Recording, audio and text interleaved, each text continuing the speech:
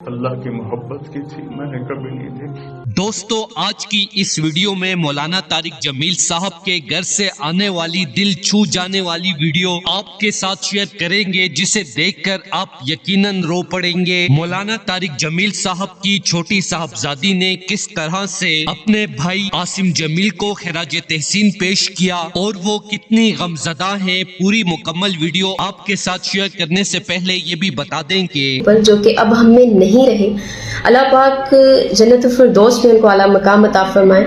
دیکھیں، بات کرنا بہت ضروری تھا، بات کرنا اس لیے ضروری تھا کہ آپ لوگوں کی نیگیٹو تھاٹس، آپ لوگوں کے نیگیٹو مائنڈ میں جو نیگیٹیوٹی پیدا ہو جاتی ہے اس کو ریموو کیا جا سکے۔ دوستو، معصوم اور درویش بھائی کی یاد میں چھوٹی معصوم بہن کا رو رو کر برا حال ہو گیا ہے۔ جیسا کہ آپ کو پتا ہے کہ اس وقت مولانا طارق جمیل صاحب کا پورا خاندان گہرے صدمے سے گزر رہا ہے۔ دیکھیں، ڈپریشن ایک ایسا مسئلہ ہے، ڈپریشن آپ کو اندر ہی اندر کھا جاتا ہے، ڈپریشن آپ کو ختم کر دیتا ہے اور آپ کو خود نہیں پتا ہوتا ہے کہ یہ آپ کے ساتھ کب سے ہو رہا ہے اور اس کی وجوہات کیا کیا ہیں۔